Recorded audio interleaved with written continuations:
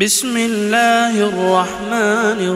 الرحيم يسبح لله ما في السماوات وما في الأرض الملك القدوس العزيز الحكيم هو الذي بعث في الأميين رسولا منهم يتلو عليهم آياته ويزكيهم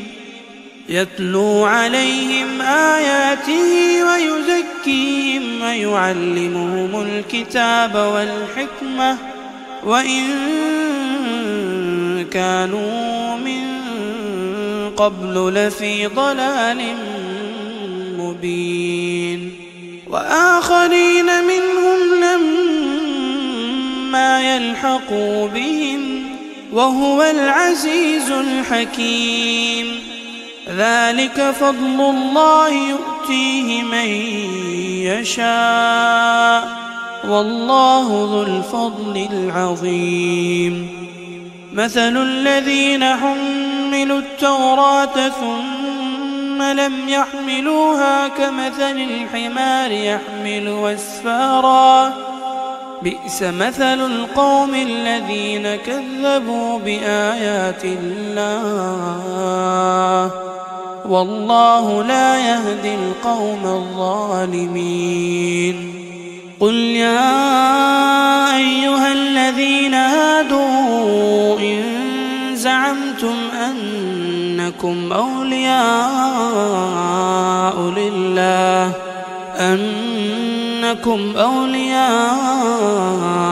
لله من دون الناس فتمنوا الموت إن كنتم صادقين ولا يتمنونه أبدا بما قدمت أيديهم والله عليم بالظالمين قل إن الموت الذي تفرون منه فإنه ملاقيكم ثم تردون إلى عالم الغيب والشهادة فينبئكم بما كنتم تعملون يا أيها الذين آمنوا إذا نودي للصلاة من يوم الجمعة فاسعوا إلى ذكر الله وذروا البيع ذلكم خير لكم إن كنتم تعلمون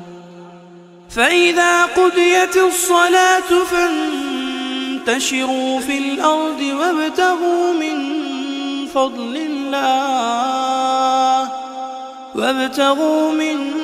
فضل الله واذكروا الله كثيرا لعلكم تفلحون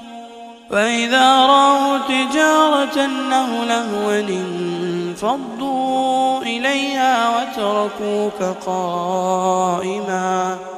قل ما عند الله خير من اللهو ومن التجارة والله خير الرازقين